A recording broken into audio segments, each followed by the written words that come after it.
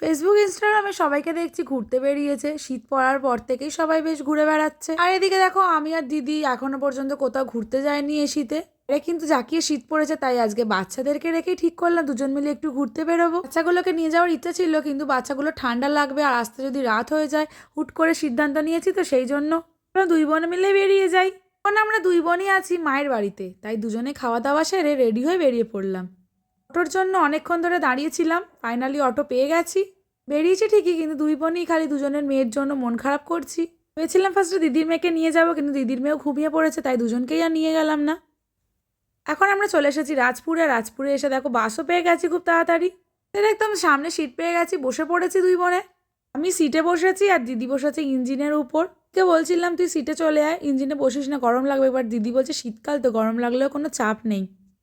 বাসটা খুব তাড়াতাড়ি চালিয়েছিল আর দেখো খুব তাড়াতাড়ি চলে এসেছি। এখন দুই বোন মিলে হাঁটা শুরু করে দিয়েছি।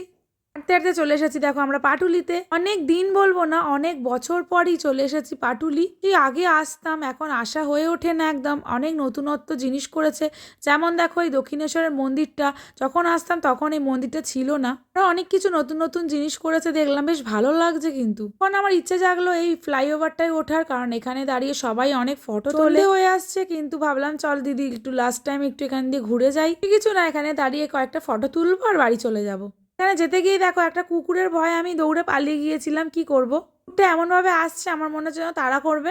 দুই বোন মিলে হাঁটতে হাঁটতে চলে এসেছি ফ্লাইওভারের অনেকটা ওপরে। আর এখানে দেখো এই ছেলেগুলো কি ফুল স্পিডে সাইকেল চালিয়ে বেড়াচ্ছে, ভয় লাগে যদি ধাক্কা মেরে দেয়। যাই হোক এই ওপরটা থেকে দেখো পাটুলিটা দেখতে কিন্তু বেশ ভালো লাগছে। এদিকে সন্ধে এসেছে আর এদিকে বাড়িতে মেয়েদেরকেও রেখে এসেছি, তাই এখন দেখো দৌড়াদৌড়ি করে ব্রিজের উপর উঠেই পড়েছি ফাইনালি। ব্রিজের ওপরে যখন উঠেছি নিচ থেকে গাড়ি যাচ্ছে, বিশ্বাস করো ব্রিজটা কাঁপছিল, খুব ভয় লাগছে। বাট ভয়ের থেকে বেশি ভালো লাগছে, আমার থেকে দিদি বেশি ভয় পাচ্ছিল। এখানে কোনোদিন আসিনি, আসার অনেক দিনের ইচ্ছা ছিল। অনেককে দেখি এই মিডিলে দাঁড়িয়ে এই গাড়িগুলোকে নিয়ে রাস্তাটাকে নিয়ে ছবি তোলে, তো আজকে ফাইনালি এই ড্রিমটা ফুলফিল হলো। দিদির জন্য হলো, অন্য কাউকে নিয়ে মানে আমার হাজব্যান্ডকে নিয়ে আসতে বললো, জীবনে নিয়ে আসতে না, আমি জানি। আমার দিদিকে বললাম, দিদি বলে চল ঘুরে আসি। থ্যাঙ্কস দিদি। ব্রিজ থেকে নেমে খুব খিদে পেয়েছে তাই একটু হালকা ফুলকা একটু ঘটি গরম খেয়ে নিচ্ছি। এখানে খাবারের যা দাম, আমরা বাবা গরিব মানুষ তাই এখানে আর কিছু খাবার খেলাম না, দেখি রাজপুরে নেমে কিছু খাবার খাবো। এখানে এসে আগের মতন ফিল হলো না, কারণ দেখো ওপরে লাইটগুলো অর্ধেক জ্বালায়নি, ডেকোরেশনও খুব কম, তেমন একটা ভালো লাগলো না। তো যাই হোক এখন বাস পেয়ে গেছি, বাসে উঠে পড়েছি আর প্রচন্ড ঠান্ডা লাগছে বলে মাথা জড়িয়ে নিয়েছি ওড়না দিয়ে। আজকে আমাদের দুই বোনের ঘোরাঘুরির ব্লগ এই পর্যন্ত, সবাইকে টাটা।